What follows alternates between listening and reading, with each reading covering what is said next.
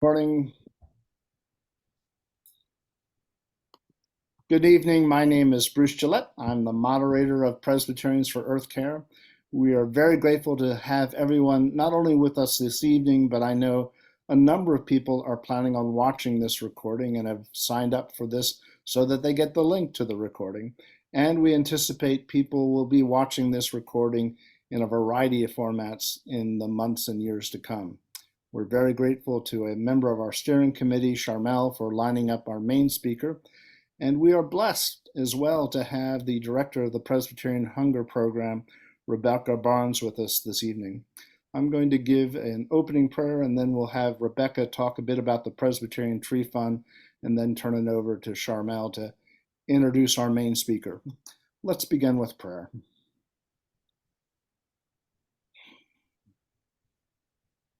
Loving God, as we listen to the news of the world, with the increasing death toll from the brutal fire in Hawaii, with the flooding up and down the West Coast, with more fires in Canada causing more air problems in Canada and the United States, flooding in other regions of the world, more drought, more fires, more evidence that climate change is getting worse and worse as the world gets hotter and hotter.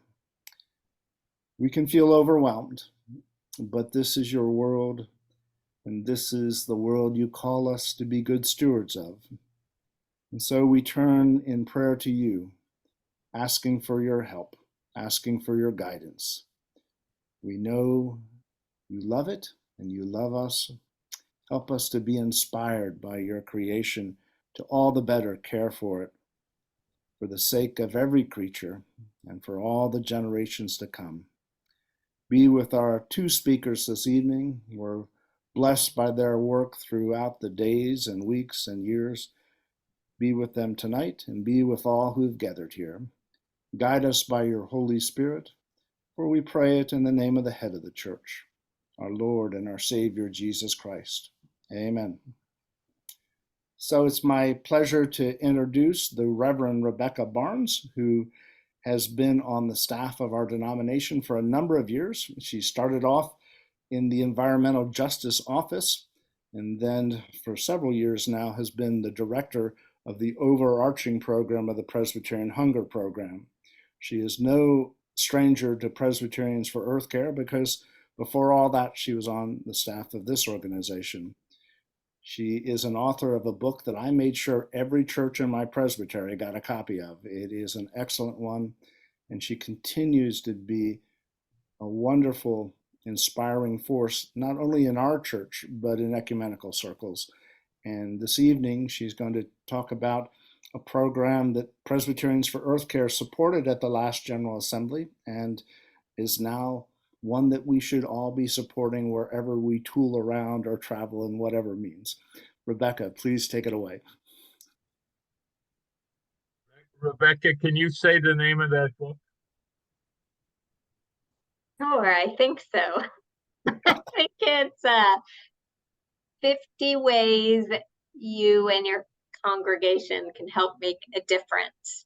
So it's related to environment and climate change, and it's around the number 50 as the biblical concept of Jubilee. So it includes rhythms of rest and celebration as part of the way we participate in creation care. Not just the hard work, but also celebrating, rejoicing, and resting in God's gracious creation. So I am just going to share about 5 minutes. I can do some questions and answers, but I want us to be able to get to the real sustenance of this presentation about just transportation. I think this is such an important topic as we all wrestle with climate change and the things we can do in our own lives. But this is a very Presbyterian specific one. We have for a long time cared about our impact on the world around us. And some of you actually helped this new project come to pass. So we're calling it the Presbyterian Tree Fund. That became kind of how it was known as it was working its way through the Presbyterian Church General Assembly. It got passed at the last assembly. And it's a way for Presbyterians to offset our carbon emissions by giving financial donations that will then go to support domestic and international partners doing tree planting and other carbon sequestration. So I'll just run through this in a couple of minutes and can also be open to follow up by email or phone for any who want more.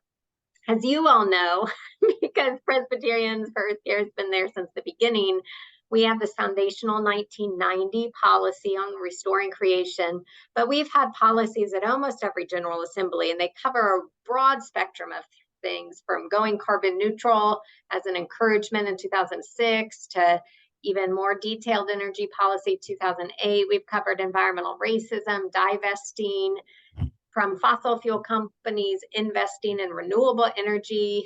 And in 2022 is when this tree planting idea came about, as a way to have a very Presbyterian specific way that we can offset our transportation. So here's some of the language. It's a carbon offset program that is working on carbon emissions specifically generated as the result of work-related air travel by Presbyterian staff. So that was kind of how it was proposed, is that the main source of funding will come from Presbyterian Mission Agency staff, I'm one of them, having a certain carbon offset for all of the air travel we do to serve the church in the world. And we're also, in tandem with that, encouraged to limit and think carefully about our travel when it's possible, to find other creative ways to offer our leadership. And all event sponsors like Presbyterians for Earth Care, but it's also supposed to include General Assembly and other major conferences in the church, to offer an opportunity for event attendees to choose a carbon offset as part of the conference. And that would be a voluntary contribution just on the part of a conference attendee. And the mechanism to then invest in tree planting will be through the Hunger Program. So we'll be using kind of a process we already have set up for evaluating grant applications and reporting mechanisms, just to make that easier. So this is the name of the fund where we're receiving donations. I could send this link separately once I'm finished with the PowerPoint, but it's where any of you, whether it's family travel, personal travel, holiday travel, church travel, anybody is welcome at any time to make a voluntary contribution to this fund, even though part of it is actually based on staff travel. And just so you kind of know, some of you will be very familiar because you helped set up the idea of doing carbon offsets at General Assembly. Presbyterians for Earth Care has long done that. And the Environmental Justice Office, starting in the mid-2000s, we have this carbon neutral policy that we're encouraging people to think about. But then the Presbyterian travel, specifically going to Peru, our mission coworker noticed people are coming here to study climate change and the impacts of the glacier melting, but they're getting on airplanes to do that. And so that feels counterproductive. So is there a way that even with mission travel, people could have a mechanism? So we have gone through some networking and strategizing. How do we both do sort of a carbon offset that does some real good environmentally, but it also helps vulnerable communities, low income communities, and marginalized populations? So that's part of our grant parameters. And that it'll focus on tree planting and other methods that are really known to sequester carbon to help with greenhouse gas emissions and climate. We're primarily going with nature-centered solutions, so not overly investing right now in sort of the high-tech options out there that aren't as truly tested, but really the things we already know from nature and human history that work: native plants, trees, agroecology, as well as consuming less, traveling less. So just the easier things. And a couple of these things may be familiar to you, partners of the Hunger Program.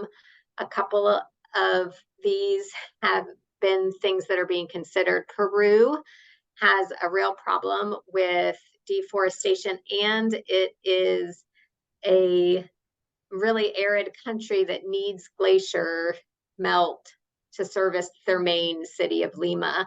And Glacier is getting a lot smaller. They're not, because of climate change, seeing the same abilities to have access to water. So there is a woman in her 80s who has been planting trees alongside a youth environmental organization and hoping to continue to do that. She and her group have already planted 30,000 trees, and there's one too many zeros there. It's 30,000. I'm pretty sure not, whatever that number is. And then in Madagascar, Mission coworkers and the church there are doing fruit trees, which are both income generation, food, and help prevent soil erosion. That's one of the regions of the world where we're going to see climate-related famines, we believe.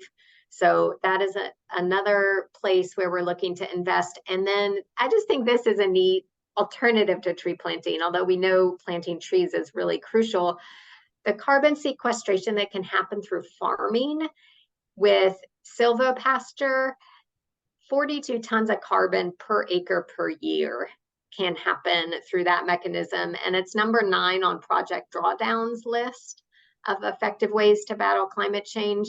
So we're really looking at, yes, plant trees, plant as many trees as we can. What else can we do? And how else can we sequester carbon? Because we know it's going to take all of us. So just note that this tree fund, our carbon offset in the PCUSA, is not a scientific process. We aren't doing a one-to-one, here's the renewable energy credit and we can retire that specifically with your name on it. We're not doing big complicated calculations. This is really a faithful tool for us to hold ourselves accountable and to be in solidarity with communities in the world we want to see. So there are other mechanisms out there. If you really want the more technical carbon offset, but we've also heard stories that even those have some problems and don't always do exactly what they hope they're doing. So when we came to what our capacity is and what we can manage in the church, we thought really this is just a faithful way to be accountable and in solidarity and to use our money to help offset our contributions. So we are focusing on vulnerable communities, and we are just accepting donations. So if you want to do an offset based on a calculator, we have some that we recommend, but really it could just be what's on your heart and mind to give. So we'll accept any level of donation and then turn that into good work in the world. So really appreciate that. 2 main websites to look at for more are pcusa.org/hunger and pcusa.org/trees.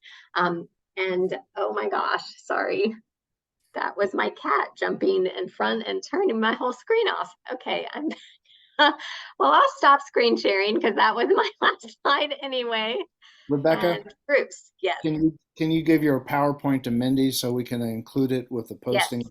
Thank you. I will be happy to do that. And my email, just like most denominational staff, is my first name, period, my last name, @pcusa.org. I'll put it in the chat, but anyone's always welcome to reach out to me for more also.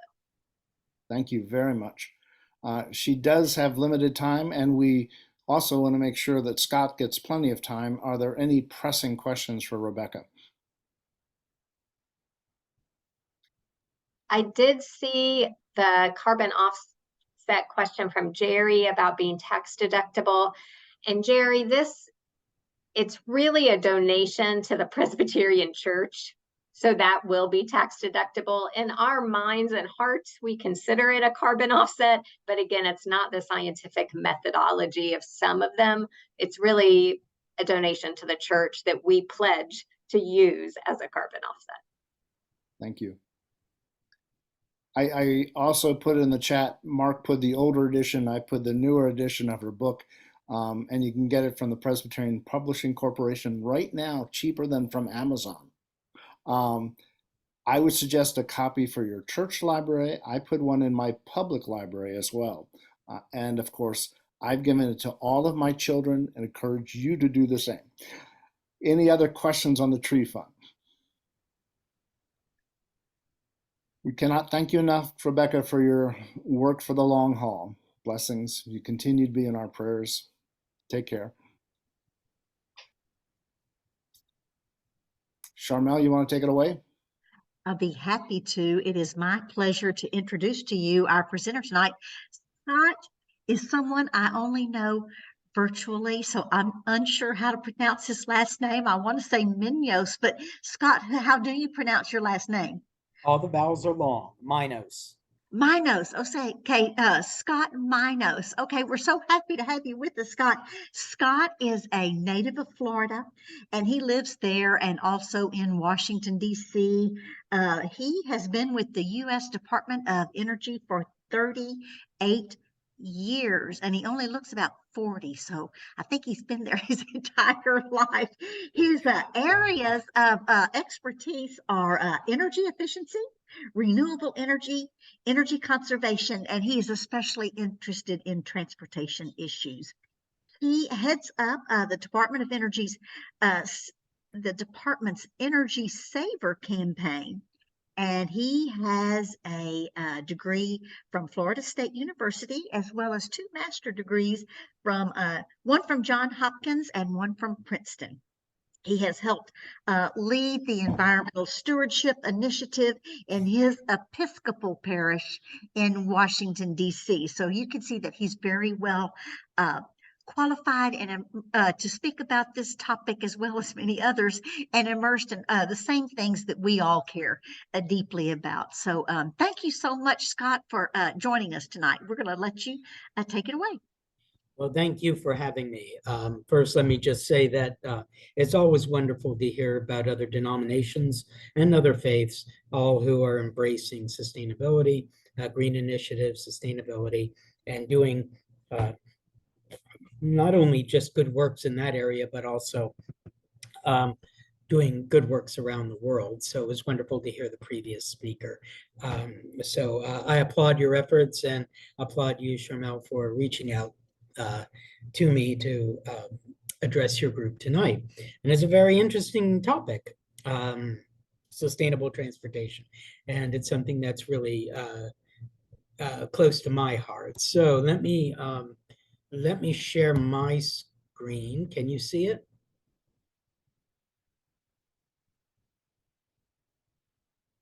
Yes, we can. You can. Okay. Let me try to make sure that I get it as a, oh boy, okay, go away, come here.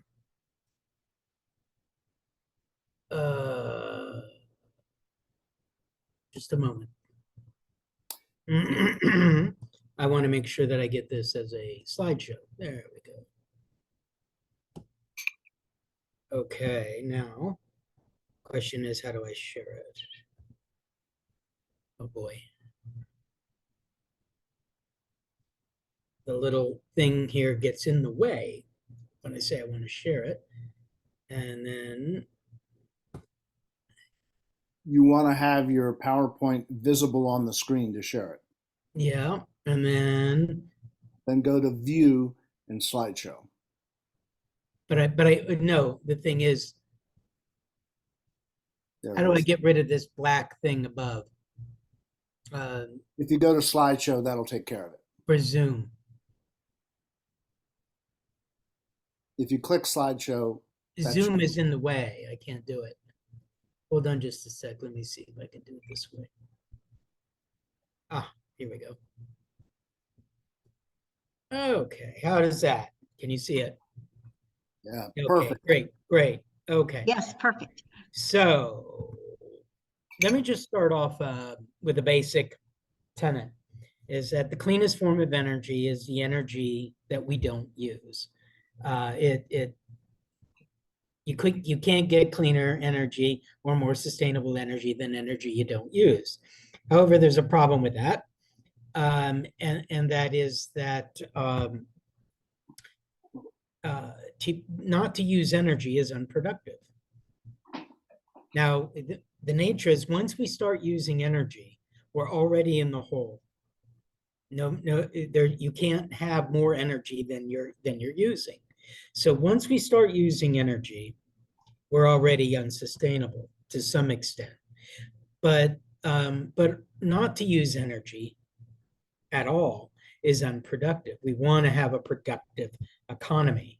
So our goal really with energy and a sustainable energy profile is to be able to use as little energy as possible and to garner that energy to be as productive as possible, both at the same time. It's a rough balance to accomplish. But yet it's an important one to accomplish.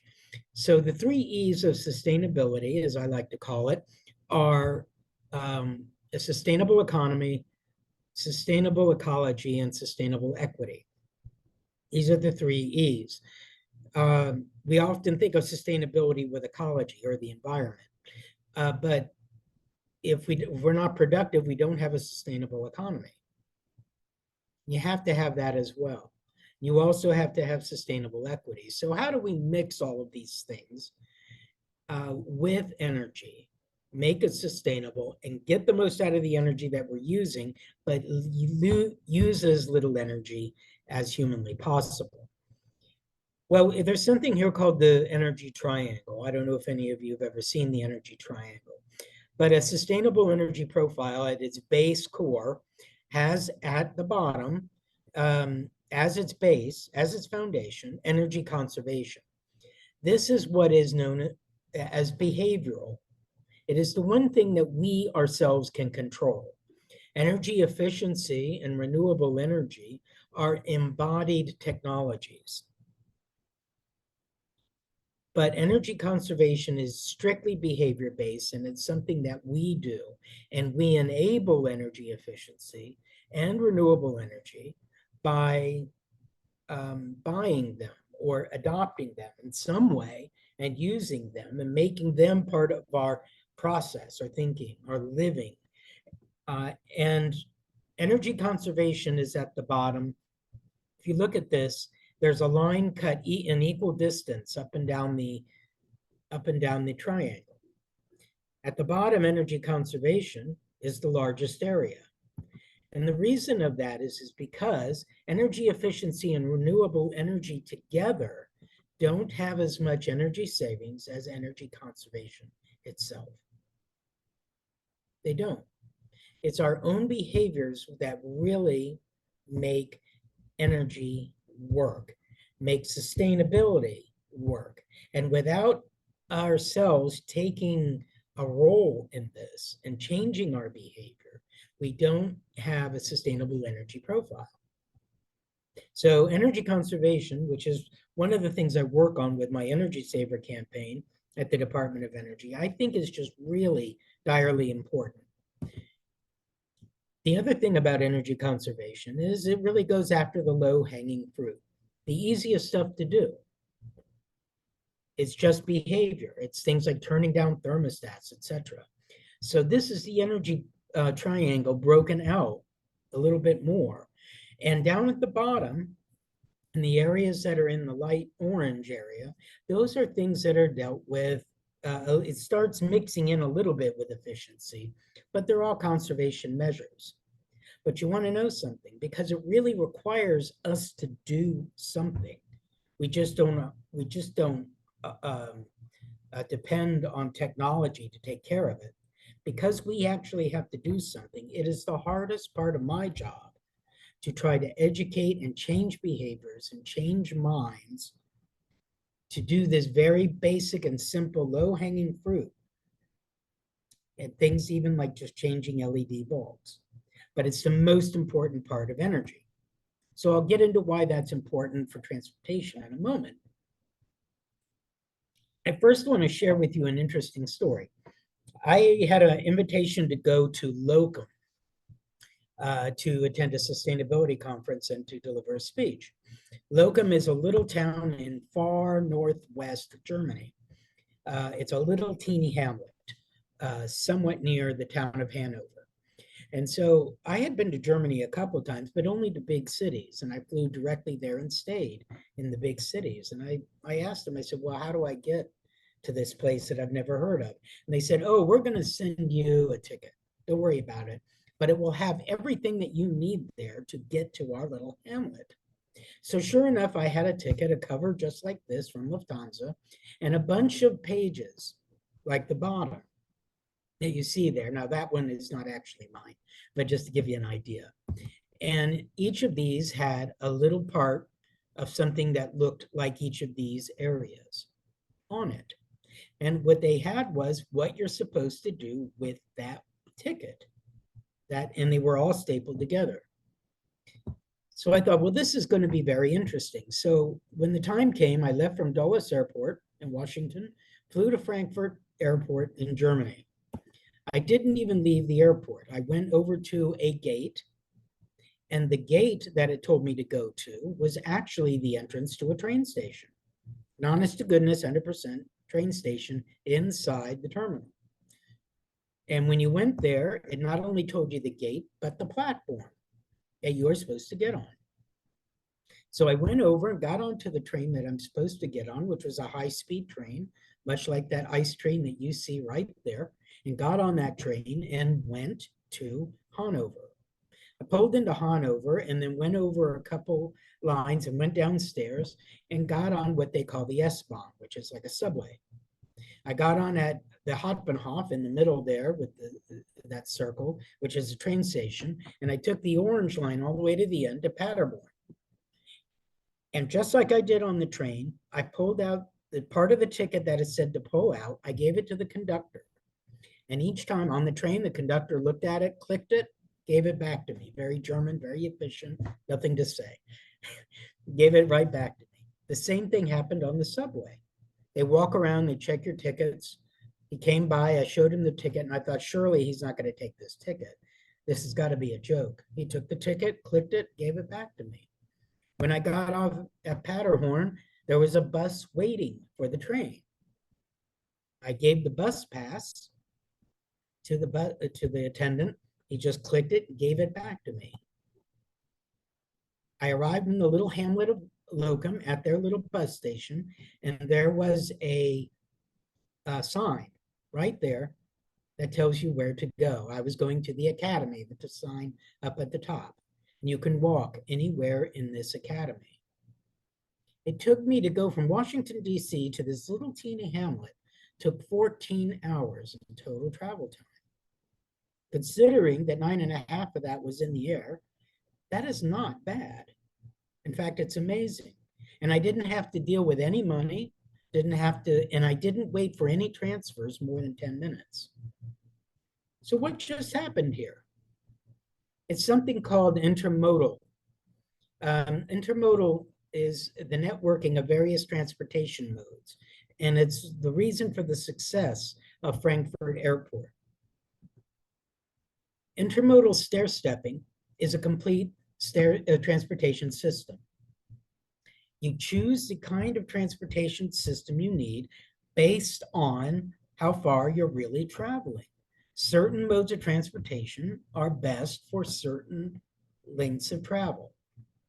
And only if you're really traveling far do you need really to fly. Flying isn't necessary if you're only going 100 miles. Cars aren't necessary if you're going 2,000 miles, as an example. Biking certainly isn't. But this is what intermodal does. And it took me from air to train to subway to bus, and then down to walking. Because I was going thousands of miles, down to a couple hundred, down to smaller and smaller areas. And that is how you save in energy. It's how you save in emissions. It's how you stay sustainable. Doing intermodal transportation is not how to get from A to B, but it's really how to get from A to Z, from the first point of transportation all the way to the place you need to be. Not close to, but all the way to the place that you need to be. And if it works right, and if it's truly intermodal, it will do just that. So Germany really knows how to do this, okay? They really, really, really do. Look how many trains come into Frankfurt Airport every day. It's the last bullet down there. 174 long distance high speed trains, 223 regional and S-Bahn trains. What train station in the United States sees that many trains coming through in a day. Okay. And what they do is you land at Frankfurt and then you get off and then you don't fly anywhere else in Germany. If you're flying from overseas, you get off and then you go by train to where you need to go. And when you go there, each of these pentagon shapes, or I guess they're sectagon shapes, have S-Bahns in it. So they take you to those big areas. You connect to the S-Bahns in those large cities, and then you connect to buses going out further, just like I did, all on a single ticket. It's amazing. But it's not just Germany. France does this as well from Charles de Gaulle Airport. London does this very, very well. Rome does it now. Spain does it. It's all over Europe. And really, it's connecting Europe so well that you can travel almost anywhere on a train that you want to go. Europe isn't alone. Look at China and look how many lines China has. And this has all been done in the past 10 years. And these are all high-speed lines. China's as big as the United States. Europe is also as big as the United States. So take a look at the kind of infrastructure they have. Japan is as big as the state of California, which has no high-speed line as of yet. And look at what Japan has. You can go the whole length of the country. It's amazing. So what about the United States? Well, the United States has good news and it has bad news. In the Northeast, things are pretty good. You have the Acela trains that go up and do connect to airports, especially in Baltimore, in Philadelphia, and in Newark, New Jersey, in Boston and Providence. They really do connect to the airports, very, very close to those airports. And they can take you directly, the Amtrak trains can take you over to the New Jersey Transits, which in turn, the regional rails can take you to subways. They can take you out into the far distances. You can go a lot of places in the Northeastern United States. Just when you arrive on a plane, you don't need a car, really. You can go to many, many places. I'm not saying it couldn't be improved, but it certainly can get you, maybe not A to Z, like in Europe, but it can certainly get you maybe to A to T or A to R. It can get you pretty close, and that's pretty good. But here's the United States, and the green part is where all that takes place. But look how large the United States is, and look at the rail that we have. None of it is high speed as of yet. There's a couple in the works, but this is really appalling and abysmal. Look at the United States here versus Europe. The infrastructure that we need, which is passed by the Biden administration, really is going to go toward building out infrastructure for rail, for roads, for other things, but really building out infrastructure that this country needs. So to bring out the point that I want to make, I just told you how I got to this little hamlet in Northwest Germany. Suppose we have a German friend named Hans in a Presbyterian church in Frankfurt, Germany. And Hans wants to come to your meeting. All right, that's going to be there in Harrisonburg. Well, this is an actual Lufthansa map to where they fly, and he can fly. You can see Dulles Airport in IAD there. He could fly to Dulles Airport straight on. But once he gets to Dulles Airport, the round circle there, the red circle, is where Harrisonburg is.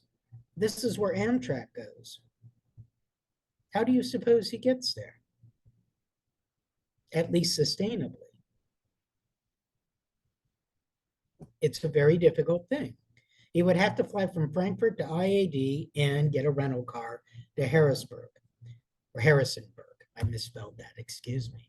But you want to know something? Most of you are going to have to do the same thing.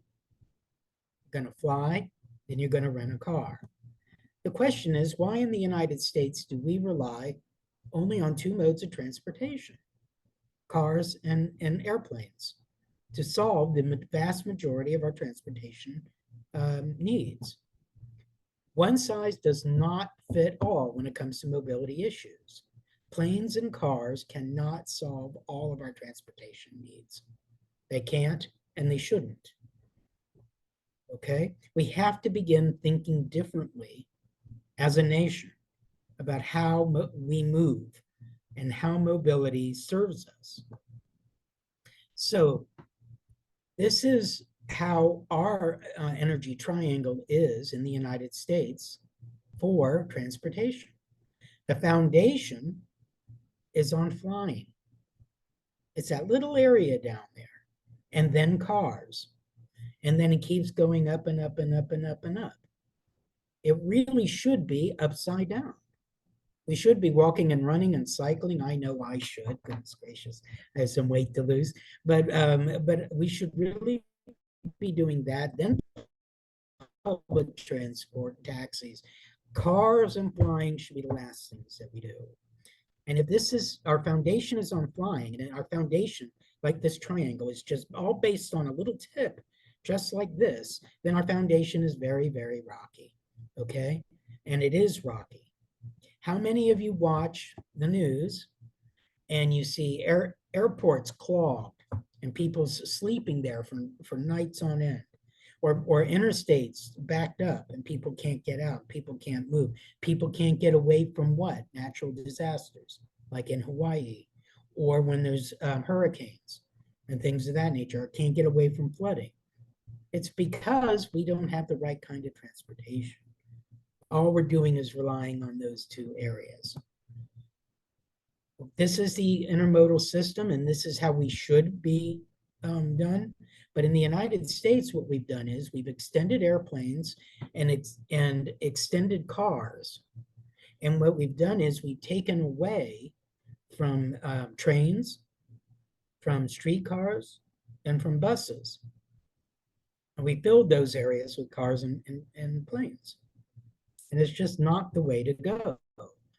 One reason is just look at the emissions. The largest emissions are domestic flights, and then long-haul flights. The lowest emissions are high-speed rail. And cars are right in the middle, but cars, if you have 4 or more people, and you have domestic rail, we have this completely upside down. We're really relying on the wrong sources. We are supposed to be a developed country, but a developed country is not a place where the poor have cars, which everybody seems to have a car in the United States.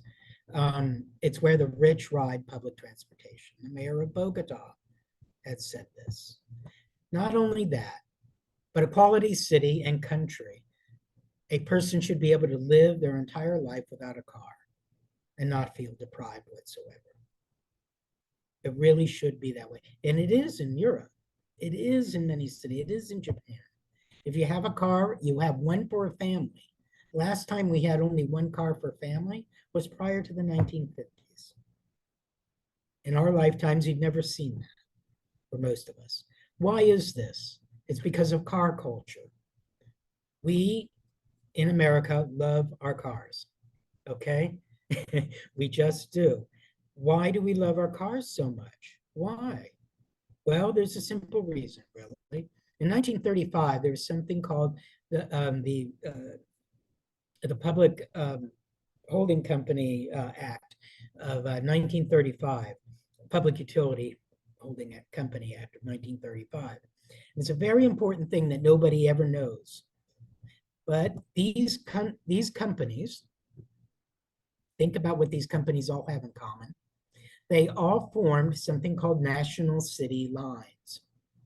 And when they did that, national city lines went through the United States and bought up 45 of the trolley systems throughout the United States. And what did they do with the trolley systems? They went right through and dug them up, just like this. And this was the end result. At the very same time, Hitler was making Autobahns under the guise of a public works program for the German people. Really wasn't what it was. It was for defense. And when World War II broke out, he moved troops very quickly. Well, the good news is that when we invaded, we could move troops just as quickly in to Germany. And this did not escape a certain general, General Eisenhower. So when General Eisenhower came in the 1950s, he appointed who? The Secretary of Defense. The president of General Motors as the Secretary of Defense. And he appointed the president of General Motors as Secretary of Defense to do something in the name of national defense. And that is build the national highway system. And this is in 1950. Now, during 1936 to 1950, that's when all the trolley systems were destroyed. Starting in 1950s, the interstate system began. So we destroyed all the trolley systems, mass transit. We began building roads. 25 billion miles of roads, 41,000 miles of road, all enabling cars. Yet, look at our investment in rail infrastructure compared to the rest of the world. This is where we became a car nation, not a mass transit nation. And because we look at roads as investments, but we look at mass transit as a cost. There's a very big difference between an investment and a cost. Can we do better? Yes, we can do better. But more importantly, we must do better. So that takes us to the issue at hand, you going to your meeting in Virginia. Well, the first thing I'd say is you don't have good options. And that's unfortunate. But I tried to show you exactly what Hans would face trying to get there. And many of you will face the same issue. But that doesn't mean everything is lost. All right. So even though, because the way the country is, transportation-wise, you can still lower your impact. And I liked seeing the presentation before me because it seems that I'm a little under the bar here. You all are a little more advanced and know what some of this stuff is compared to many of the audiences that I talk to. So if this is below you, please excuse me about this. But this is how you're going to lower your impact. All right, let's take a look at the climate impact of air travel. It's really more than just CO2. It's a lot of contributions to global warming, a lot of problems. And so it's really important to get this under wraps. In addition, CO2 emissions can be largely affected by airplane size.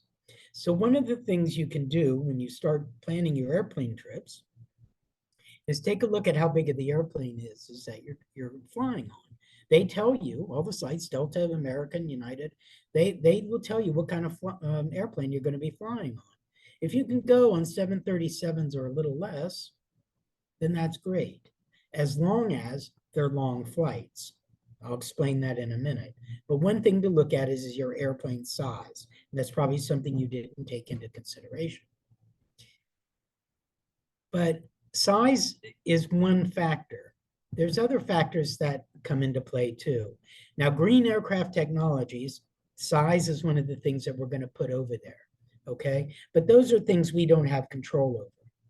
The things we do have control over, though, are 2/3 of the areas: alternative fuels and market-based measures. So let's take a look at them. I don't know if you've heard of sustainable aviation fuels or not, but sustainable aviation fuels are basically ethanol or E85 type fuels for airplanes. Now, it is not E85, it is not ethanol, because airplanes, of course, fly on different fuels. They don't fly on gasoline. But sustainable aviation fuels, nearly every airline has a route devoted to sustainable aviation fuel. Not everyone, but many of the larger ones do. What is SAFs, Sustainable Aviation Fuel? Well, they're like ethanol. They're derived from sustainable agriculture, feedstocks.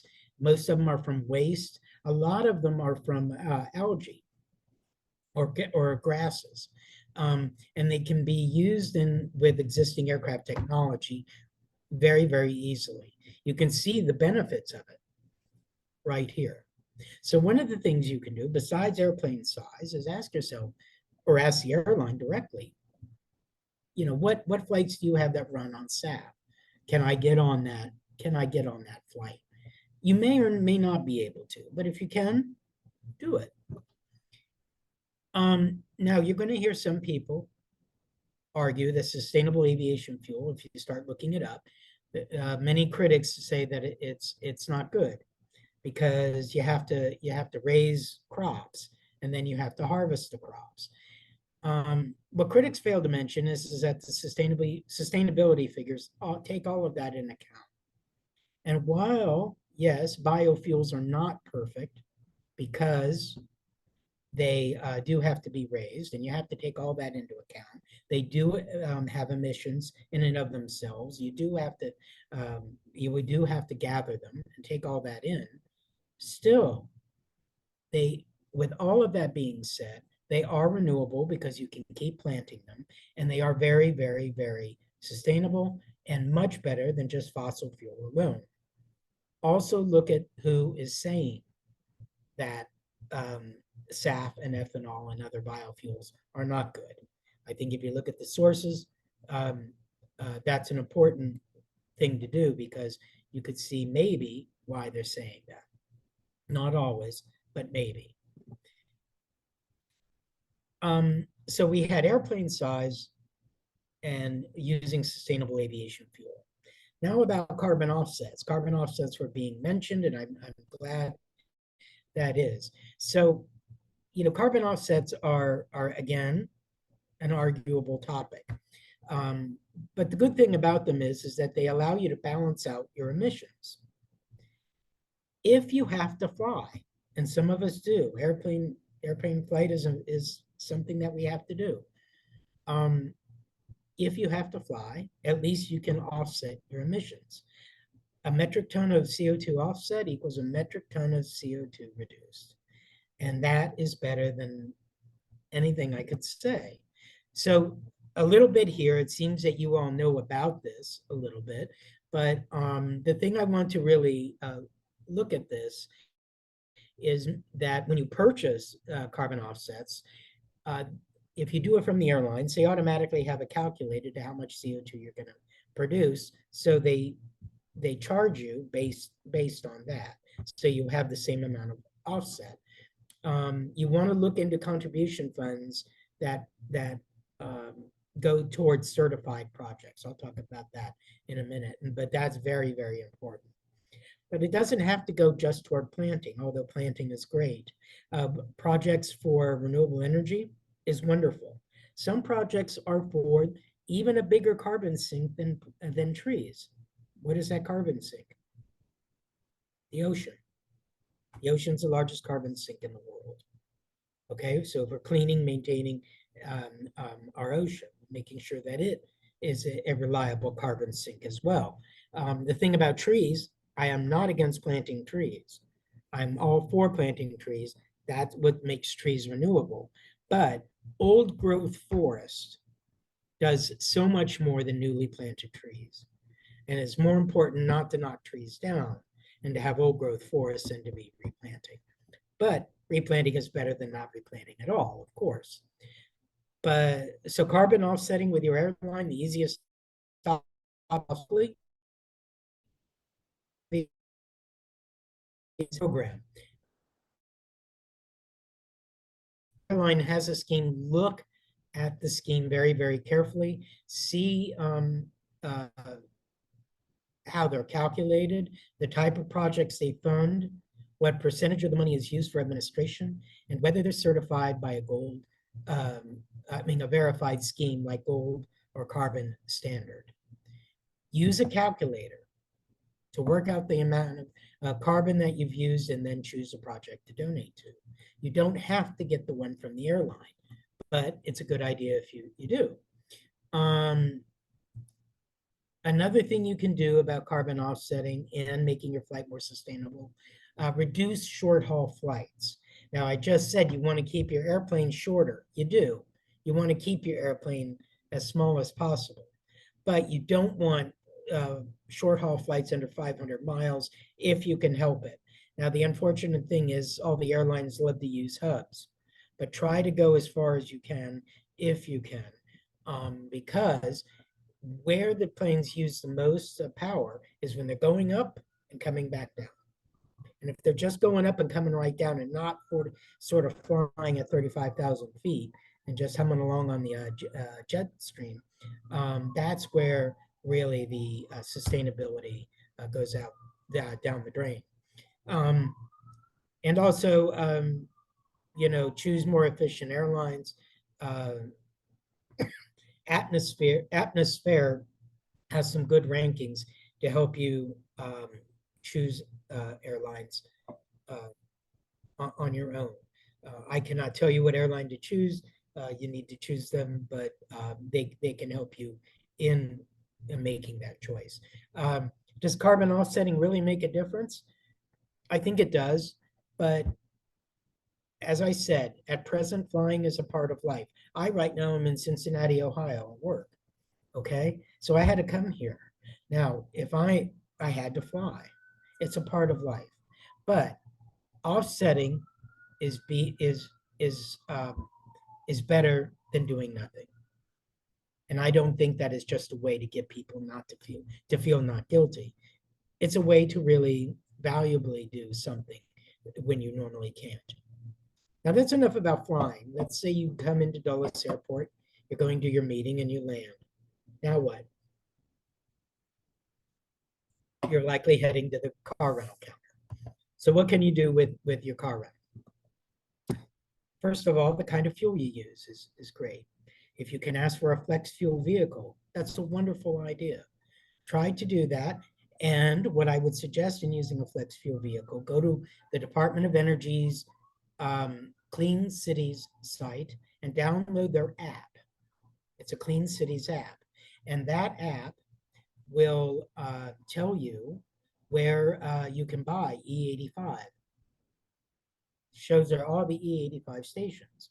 So before you go on this trip, look to see if there's E85 stations going out I-66 and then down I-81.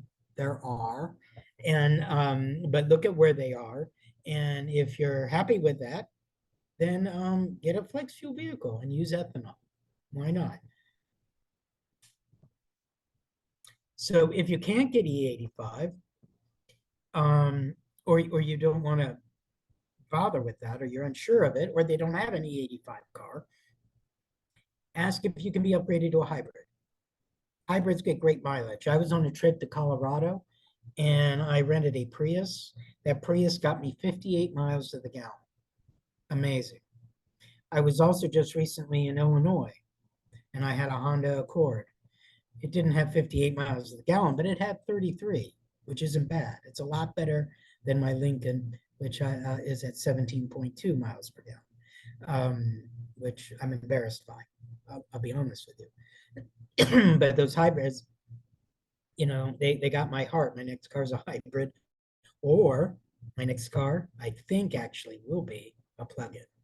Now, plug-ins are great, but just like with E85, that app from the Clean Cities Coalition will tell you where you can plug in.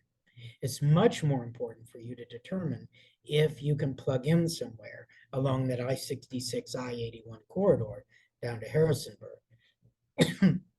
One reason is if you had a flex fuel vehicle, at least you could just fill up with gas.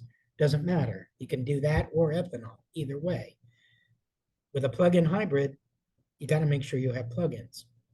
But look, do your work, do your diligence, and if you have it, get a plug-in. But there's some things about using an electric vehicle for a road trip that you need to know. First of all, rent from a national chain.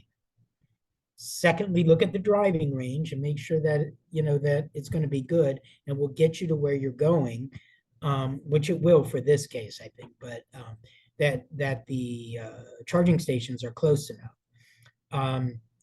You can't just wing it when it comes to EVs. You really got to do the math, okay? So don't just assume that you can get where you're going to go.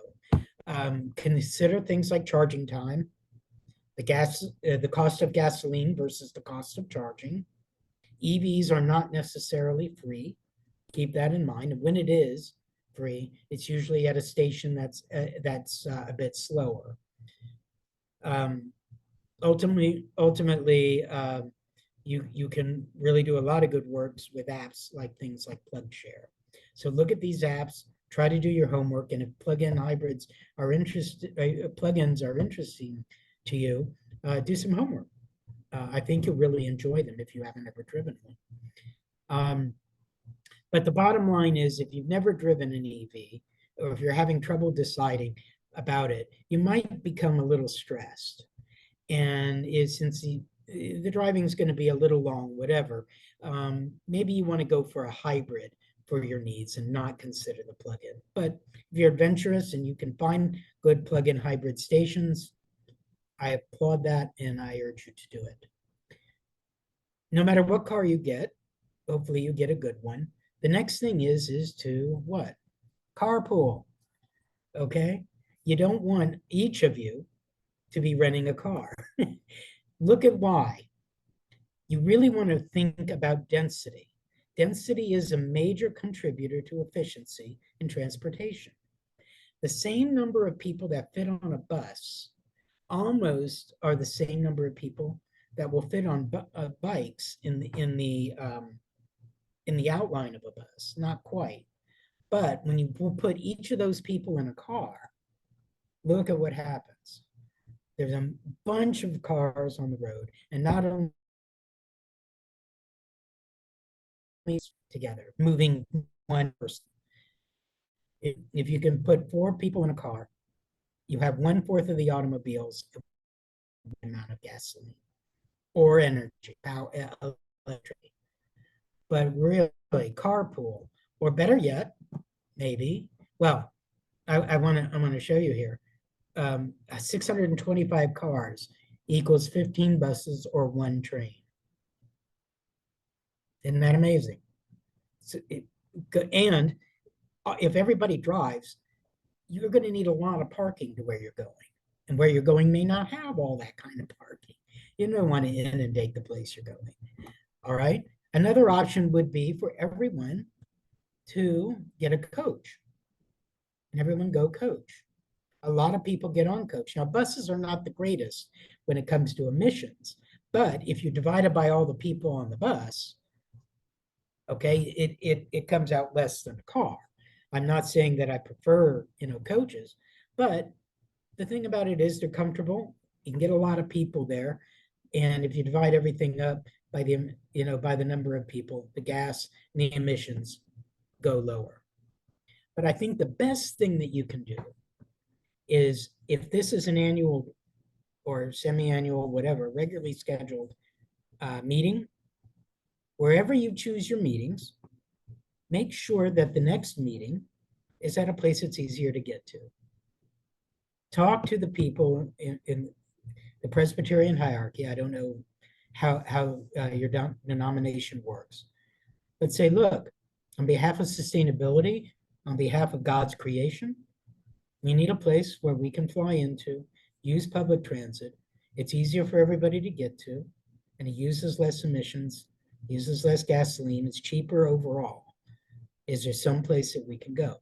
I don't know anything about the place in Harrisonburg, and maybe it's a place you're devoted to, or something like that. And there's nothing wrong with that.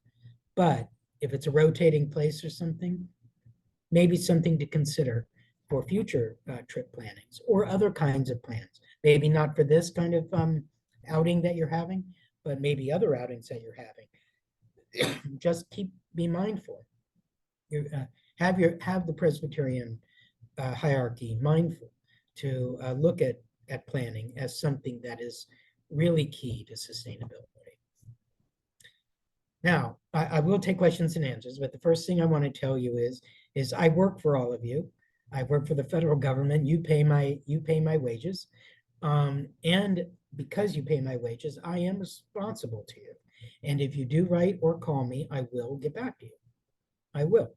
So if you do have questions and you want to get a little deeper into some things, please feel free to contact me. This is how to get me at my phone number and my email. Okay, so I thank you for having me. It's an honor to talk with all of you, and I'm glad to answer any questions that you may have now. Thank you so much, Scott. That was outstanding, and it really increased our understanding about our options for getting to our annual conference or anywhere that we're going. I just thought that was excellent information. Thank you so much. I feel so much more informed. So yeah, questions that people have, you can use the little reactions button to raise your hand if you'd like to ask Scott a question. Before questions and answers, let me just say that, Cheryl, I'll forward you this presentation. Feel Excellent. free to send it out to anybody you like, okay? Thank you. You're welcome. Thank you. Scott, this is going to have a ripple effect because this is going to reach the people here. In turn, they're going to share it with people in their churches, and it's just going to go out. So I certainly hope so. And I hope it's helpful. very helpful. I see our vice moderator, Jane Lapling, has her hand up. Jane? Yes, Scott. I've just been a proponent of train travel for a long time. And I'm just wondering, I had a lot of hope when Obama became president because he said he was going to expand rail, but, he had to work with that Congress. So it didn't happen. That was a long time ago. And I mean, what can we do? What can we do as faith communities? What can we do as individuals? How can we expand our rail system? I mean, we've got a pretty good model there in the Northeast, but it's dismal anywhere else. Is there a train lobby, Matt?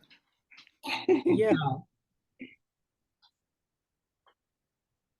There is a train lobby, Public Transportation Association, and it is one of the lobbies. Let me say that there's good news and bad news on the train front. One of the best news is that in Florida, where I live part-time, there is a high-speed train. It only goes from Miami to West Palm Beach, but it is now this month is extending all the way to Orlando and then to Tampa. So throughout a good majority of the state, that train system is going in. It should have gone in 10 years ago, but the governors kept saying no to it. But private people came in and they built it. So the people who, it's a private enterprise, but it is a fast train and it will get you from Tampa, I believe it's from Tampa to Miami in 2 hours, if I'm not mistaken, which is like half the time. And it's very, by the cost that I've seen, it's very inexpensive. Also in Texas, there's a train, fast train being built between Dallas and Houston, which is wonderful news. And that's a corridor that really needs to be done. But on the bad news side, California had approved doing high-speed rail all the way from San Francisco down to LA. And this governor that is in now, who was the mayor of San Francisco, has taken that system and has decided to chop off both ends of it. And now the train, I think, is only going to go from Fresno to Bakersfield. Why Fresno to Bakersfield needs a high-speed rail, I have no idea. But why they don't have it go from Los Angeles all the way to San Francisco, I do not know. But so, and he's a very liberal politician. But, Okay, we've got 3 more people lined up here. Manley, what's your question, quick? You're muted. Manley, do you have your question ready? You're muted, Manley.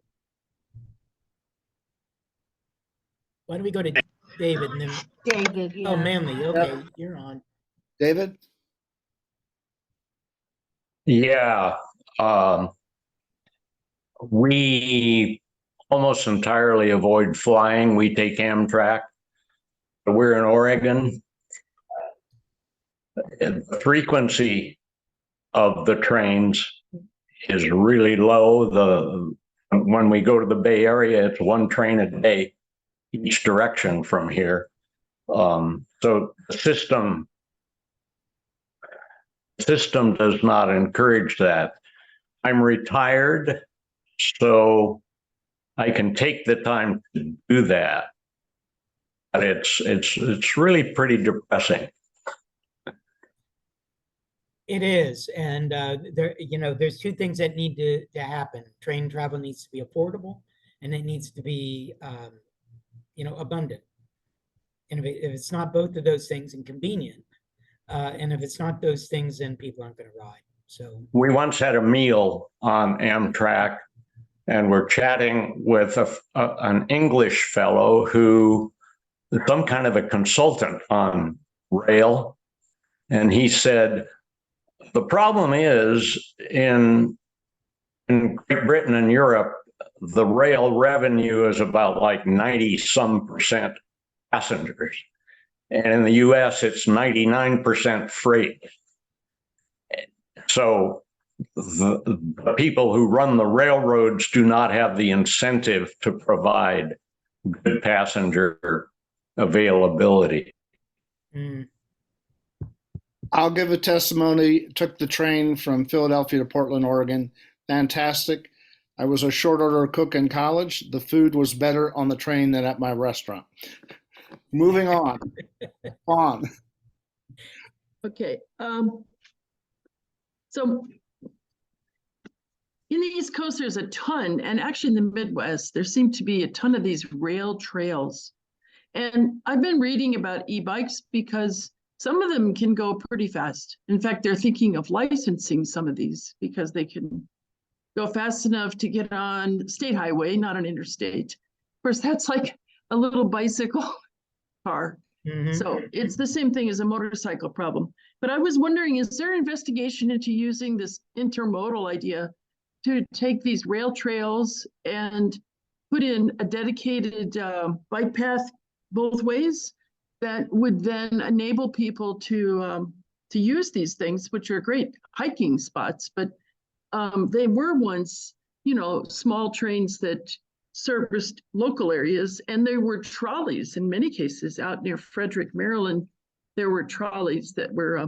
So I just wanted to say that's a question for what's your name, Scott? Okay, that's all. Yeah, well, I see you're in Churchville, Maryland. That's great. As you probably know, around Maryland and Virginia and DC, there's a lot of rail trails. W&O, as an example, you can go many, many places, and people do. People even commute on some of those trails to get into Washington, DC. They come in and they shower at work, and they're there. They take bikes in, and that's great. But yes, rail trails, all sorts of trails, those are important.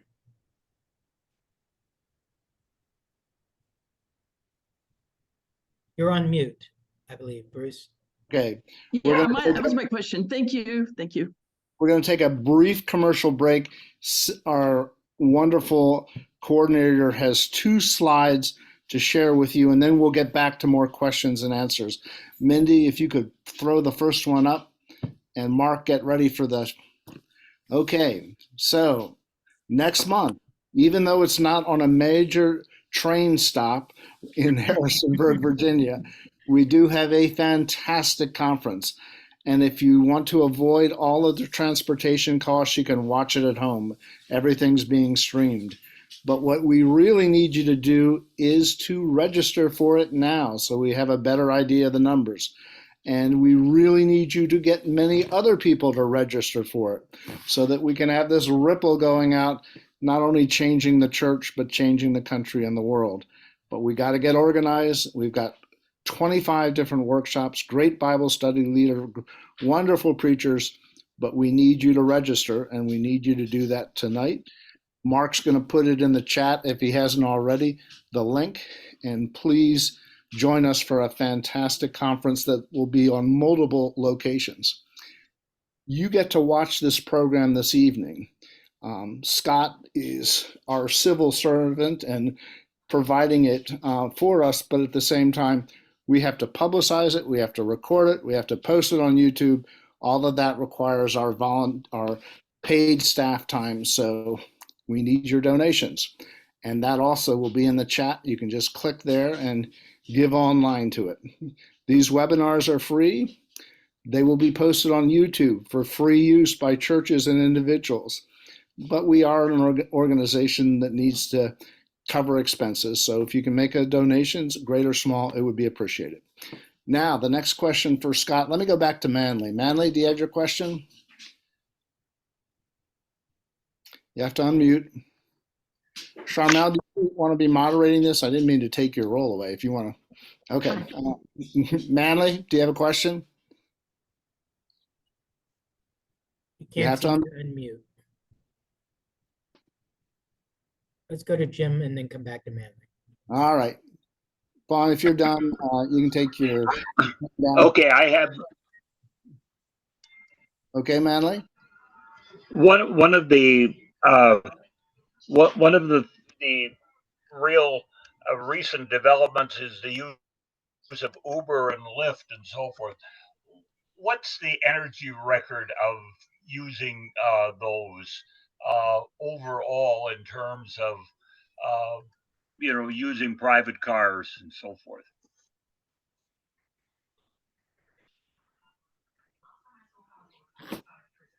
Well, the verdict isn't out on ride sharing as of yet. In some ways, it's a very good thing. In some ways, it's a very bad thing. The problem with Uber and Lyft is that you have somebody going around just driving, looking for passengers, and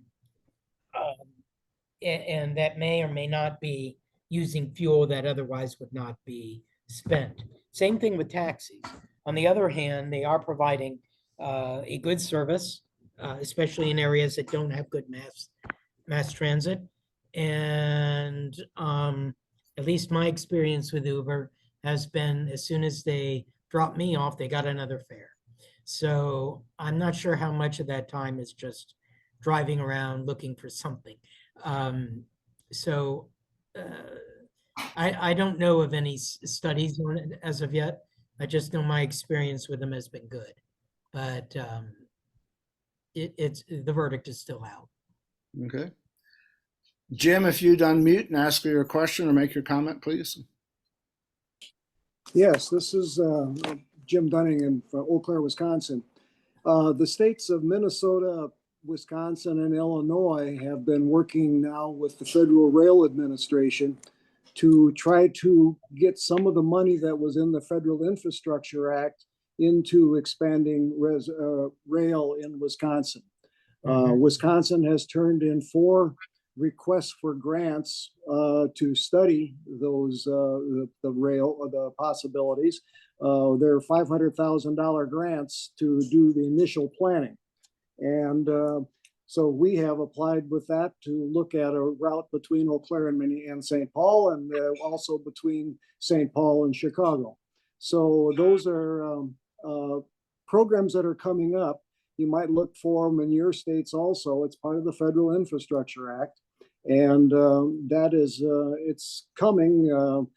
What will happen, I don't know, but we've had interest, and if we do get one of the lines, it's possible that some of the new technology and train engines will be used. I believe there's a new hydrogen technology that could be used, and it's for shorter routes. It would fit the Eau Claire route because it goes about 200 miles. So that would be great. So, but just to talk to your local folks and find out what's involved in infrastructure in your state. So.